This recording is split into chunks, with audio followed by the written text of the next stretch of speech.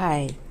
రాత్రి 10 o'clockకి నేను పడుకుందామని తలుపులు వేసుకున్న లోపు బౌ బౌ బౌ అని కుక్కలు అరుస్తున్నా, అవతల వెనక వైపు మనుషులు అరుస్తున్నారు.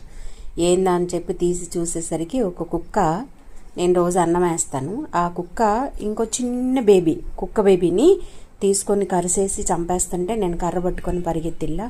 ఆ బ్యాక్ సైడ్ నుంచి ఇంకొకరు రాయి వేసి కొట్టారు, కుక్కను కొట్టబోయారు. ఆ రాయి వచ్చి నాకు తగిలిందండి, ఇది కంటి పైన. ఇగో చూడండి, అస్సలు ఎలా అంటే వాసిపోయింది, కొంచెం కన్ను నొప్పిగా ఉంది. రాత్రి 10ంటికి వెళ్ళాము హాస్పిటల్, 10:30కి వెళ్ళేసరికి 11 అయింది. హాస్పిటల్ దగ్గరికి వెళ్ళేసరికి ఎవరు లేరు. మళ్ళీ తిరిగి వచ్చాము. వాళ్ళ సండే హాస్పిటల్ ఉంటుందో ఉండదో అని డౌట్తో ఉన్నాను నేను.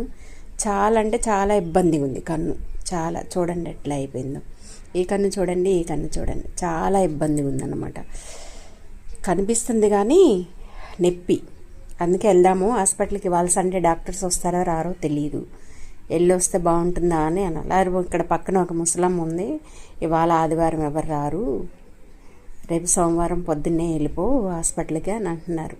కనీసం అది ఐ డ్రాప్ అన్న ఉంటుంది కదా, తెచ్చుకోవచ్చు. కనిపిస్తుందండి, చాలా నొప్పిగా ఉంది. పైన అంతా వాసిపోయి రెడ్డిగా వచ్చేసింది, చూసారా.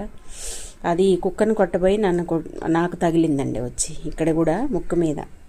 అది మొత్తం చూడండి, ఇదంతా తగిలేసింది, అంతా నొప్పి. రాత్రి ఐస్ పెట్టాను, నేను చూడండి అంత బ్లాక్ వచ్చేసింది ఇక్కడంతా. అది సంగతి. ఆ చిన్న కుక్క పిల్లని కాపాడిపోయి నా కన్నుకి దెబ్బ తగిలించుకున్నాను. పాపం ఆ కుక్క కూడా చనిపోయిందండి, చిన్న బేబీ, చాలా క్యూట్గా ఉంది. పాపం ప్రాణాలు కాపాడలేకపోయాను, అంతే. బాధగా ఉంది కొంచెం, అంతే.